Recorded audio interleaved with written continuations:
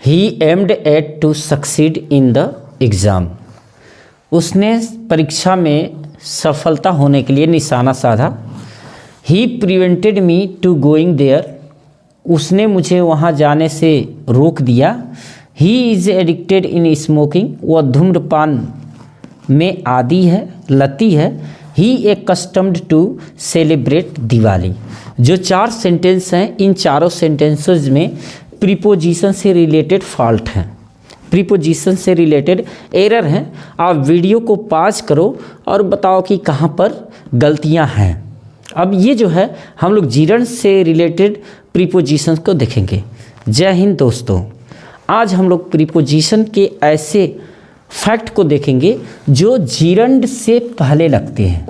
Gerund से पहले लगते हैं, कौन से प्रीपोजिशन लगते हैं और कब लगते हैं, ये सारा चीज़ हम लोग देखेंगे। देखो, पहला जो है, आप वीडियो को पॉज किए होंगे, देख लिए होंगे कहाँ गड़बड़ी है, तो ये ध्यान देना है कि कहाँ कहाँ गलती है। ये फिल इन द ब्लैंक्स भी हो सकता है और एरर भी हो सकता है। इसमें देखना है ही एम्ड एट, उसने निशाना लगाया।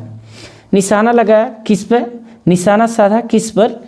टू सक्सीड, सफल होने के लिए, इन द एग्ज़ाम, एग्ज़ाम में सफल होने के लिए निशाना लगाया।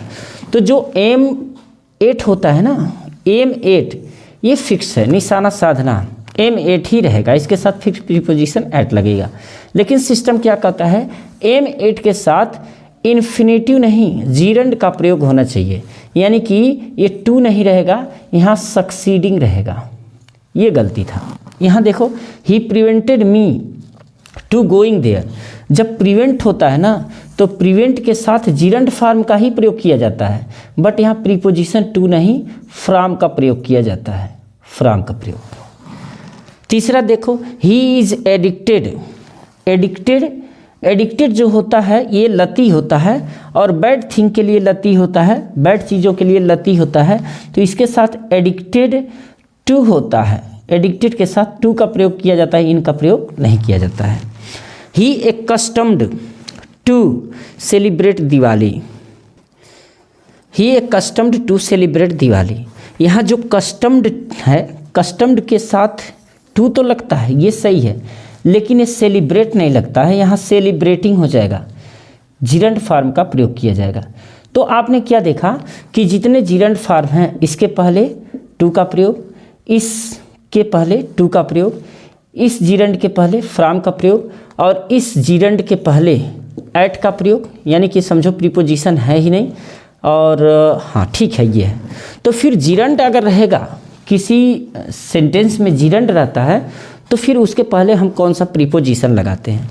अब जीरंड को समझने से पहले थोड़ा सा इन्फिनिटी और जीरंड के बारे में हम लोग देख लेते हैं, उसके बाद हम देखेंगे कि किसके साथ जेरंड फॉर्म का ही प्रयोग होता है। दरअसल होता क्या है कि कुछ वर्ब ऐसे हैं जो केवल इन्फिनिटिव फॉर्म लेते हैं, कुछ वर्ब ऐसे हैं जो केवल जीरंड फॉर्म लेते हैं। लेकिन आज हम लोग यही देखेंगे कि किन वर्ब या किन एडजेक्टिव के साथ जीरंड फॉर्म लगता है, और जीरंड फॉर्म जो लगता है तो क्या उसके पहले प्रीपोजिशन जरूरी है कि नहीं जरूरी है। अगर जरूरी है तो फिर कौन सा प्रीपोजिशन लगेगा।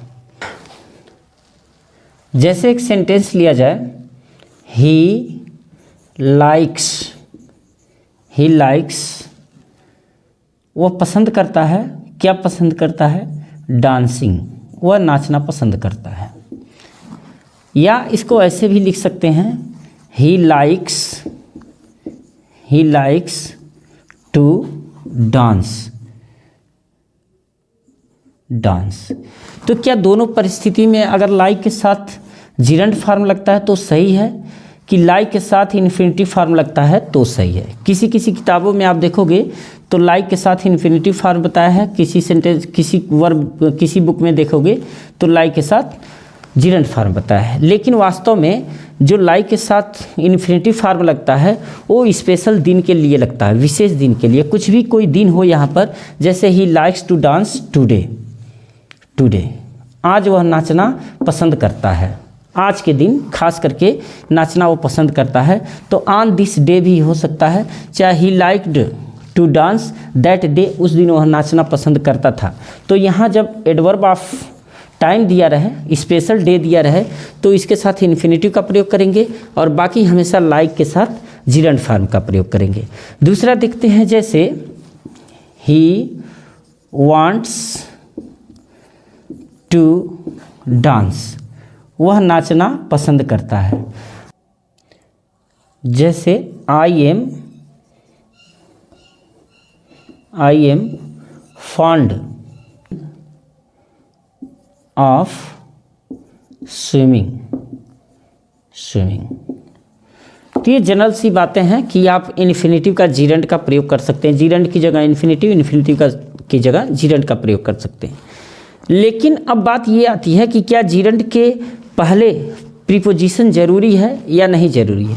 तो एक बात जान लो कि अगर ट्रांजिटिव वर्ब रहेगा तो जीरंड से पहले प्रीपोजिशन की ज़रूरत नहीं है। अगर ट्रांजिटिव वर्ब रहता है तो जीरंड से पहले प्रीपोजिशन की ज़रूरत नहीं है। लेकिन अगर वह इंट्रांजिटिव वर्ब होता है तो जीरंड से पहले प्रीपोजिशन की ज़रूरत होती है। जैसे ही लाइक्स यानी कि वह पसंद करता है। तो क्या पसंद करता है? आप कहोगे गाना पसंद करता है, हम कहेंगे नाचना पसंद करता है, तो कहेगा नहीं पढ़ना पसंद करता है। तो जो भी आप लिखना चाहते हो उसको डायरेक्ट लिख सकते हो, क्योंकि ऑब्जेक्ट यही हो जाएगा, वो रीडिंग पसंद करता है। तो कहने का मतलब जब वर्ब ट्रांजिटिव रहेगा तो ये जीरंड से पहले प्रीपोजिशन लगाने की ज़रूरत नहीं है। लेकिन अब मामला ये है कि जीरंड से पहले प्रीपोजिशन लगेगा तो कौन सा प्रीपोजिशन लगेगा, लेकिन किनके साथ जीरंड लगेगा ही लगेगा। तो एक तरह से कुछ वर्ब और कुछ एडजेक्टिव ऐसे हैं जिनके साथ जीरंड फॉर्म का प्रयोग किया जाता है और उनके साथ फिक्स प्रीपोजिशन होते हैं। तो उसको हम लोग देख लेते हैं। Appreciate, avoid, admit, detest, deny, delay DELAY, delay, dislike, endure, enjoy, escape, excuse, fancy, forgive, mind, mention, postpone, resist, propose, suggest, consider, contemplate, can not help, can not bear, start, defer, worth, prefer, practise, finish, risk, means, anticipate, love, like, hate, etc। इनके साथ direct gerund form का प्रयोग किया जाता है, इनके साथ कोई प्रीपोजिशन नहीं लगेगा। आप चाहो तो इसका स्क्रीनशॉट ले लोगे तो बेहतर रहेगा। जैसे अब देखो, मैं वहाँ जाना पसंद करता हूँ। अगर आपने ऐसे लिख दिया कि I love to going there, तो ये सेंटेंस गलत हो गया। गलत क्यों हो गया? कि मैंने कहा जो लव है, लाइक है, हेट है, डिसलाइक है, इसके साथ डायरेक्ट जीरंड का प्रयोग होगा, यानी कि गोइंग का प्रयोग होगा, टू का प्रयोग नहीं होगा। जैसे मैं नाचना पसंद करता हूँ तो आई लाइक टू डांसिंग, ये गलत है। क्यों गलत है? क्योंकि लाइक के साथ डायरेक्ट जीरंड फॉर्म का प्रयोग होगा, टू का प्रयोग नहीं होगा। इसमें जितने भी वर्ड हैं, किसी भी सेंटेंस को ले लोगे, जैसे सजेस्ट तो हो जाएगा he suggested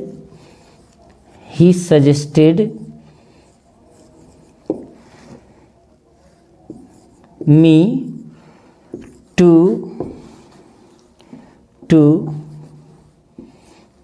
to listen this। ये गलत हो गया। क्या गलत हो गया? कि सजेस्टेड के साथ आप इन्फिनेटिव का प्रयोग नहीं करोगे, यहाँ जीरंड का प्रयोग होना चाहिए। यानी कि he suggested me listening this होगा, he suggested me listening this होगा। अब ये जो वर्ड्स हैं ना, ये जो वर्ब्स हैं, इनको आप याद कर लो और बार बार यूज करना सीखो। इनके साथ ऐसे एरर्स देता रहता है, इन्फिनेटिव का प्रयोग दे देगा या किसी प्रीपोजिशन का प्रयोग करके दे देगा जो हमें दिक्कत कर देता है। फिलहाल ये तो हो गया, लेकिन कुछ वर्ब ऐसे हैं और कुछ एडजेक्टिव्स ऐसे हैं जिनके साथ फिक्स प्रीपोजिशन लगते हैं, यानी कि वो डायरेक्ट जीरंड फॉर्म को एक्सेप्ट नहीं करते, डायरेक्ट जो है जीरंड फॉर्म अगर रहेगा तो गलत हो जाएगा। ऐसे में कौन कौन से वर्ब वो हैं कि जिनके साथ फिक्स प्रीपोजिशन लगता है, या कौन कौन से एडजेक्टिव हैं जिनके साथ fix preposition plus gerund form का प्रयोग होता है, यही हमारे लिए इम्पॉर्टेंट हुए।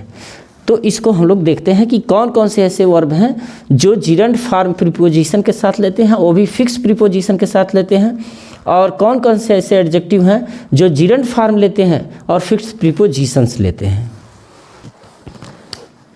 यहाँ पर कुछ वर्ब दिए गए हैं, जैसे अब्स्ट्रेन, प्रिवेंट, रिफ्रेन।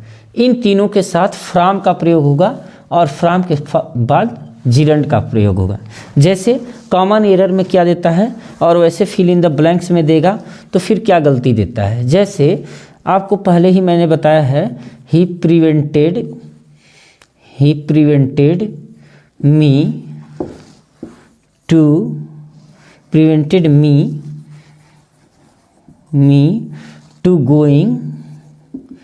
Going there.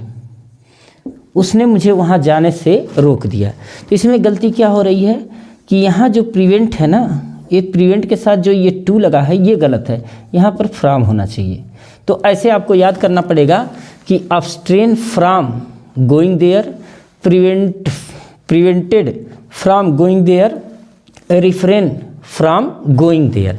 यानी कि इन तीनों के साथ फ्रॉम के साथ फिक्स प्रीपोजिशन लगेगा और वो लगेगा फ्रॉम लगेगा। अब देखो, इंसिस्ट मतलब होता है आग्रह करना, गो ऑन मीन्स होता है जारी रखना, और कीप ऑन मीन्स भी होता है जारी रखना।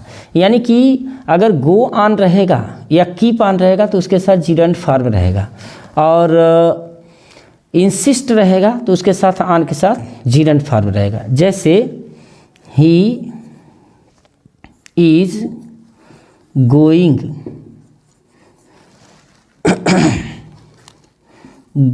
टू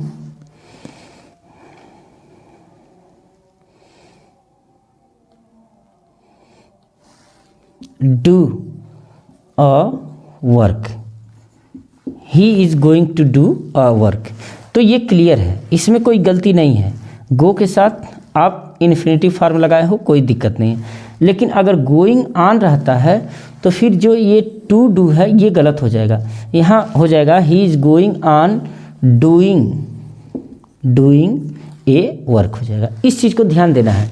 गो के साथ अगर इन्फिनिटिव रहता है तो कोई दिक्कत नहीं है, लेकिन गो ऑन के साथ इन्फिनिटिव फॉर्म का प्रयोग नहीं कर सकते हैं। इसके साथ आपको करना पड़ेगा going on doing a work. इसी तरह से सारे सेंटेंसेस को आप देख लेंगे, सबका प्रयोग करके देख लेंगे। एक्सेल और परसिस्ट के साथ, सक्सीड के साथ भी इनका प्रयोग होगा, और जीरंड फॉर्म का।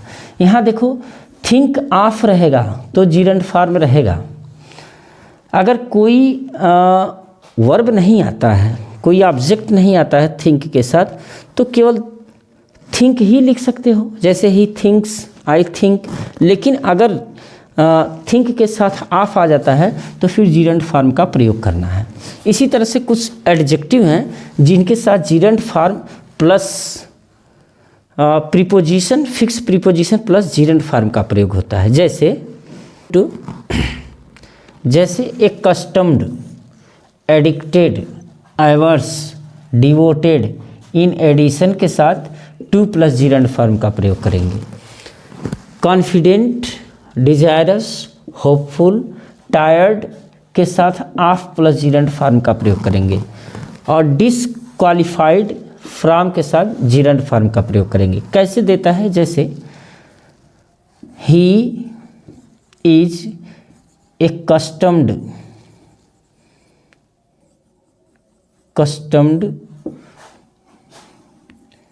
To celebrate Diwali. अब यहाँ गलती क्या है, जब भी एक कस्टम्ड रहेगा ना, एक कस्टम्ड टू रहेगा तो यहाँ सेलिब्रेट नहीं रहेगा, ये सेलिब्रेटिंग दिवाली हो जाएगा। तो ये गलत है, सेलिब्रेटिंग होना चाहिए।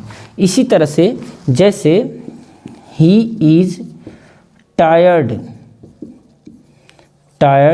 Of to do to do hard work. ये he is tired of to do hard work. यहाँ टू डू नहीं रहेगा, यहाँ पर रहेगा ऑफ डूइंग हार्ड वर्क, यानी कि टायर्ड ऑफ के साथ जीरंड फॉर्म का प्रयोग होना चाहिए। तो ये फिक्स प्रीपोजिशन है, ज़्यादातर एग्जाम में यही पूछा जाता है। तो इस तरह के अगर देखिए ये जो है, अगर आप चाहें तो स्क्रीनशॉट ले लेंगे तो बेहतर रहेगा। मैं हर बार कहा हूँ आपको, जहाँ ज़रूरत हो वहाँ स्क्रीनशॉट ले लीजिए और इसको बार बार रिपीट कीजिए, क्वेश्चन पेपर को सॉल्व कीजिए, जिससे आप बेहतर बन सकें। तो अगर वीडियो अच्छा लगा हो तो चैनल को सब्सक्राइब, इंग्लिश पढ़ने वाले हैं तो, और वीडियो को लाइक, मित्रों में शेयर कीजिए। मिलते हैं नेक्स्ट वीडियो में। जय हिंद।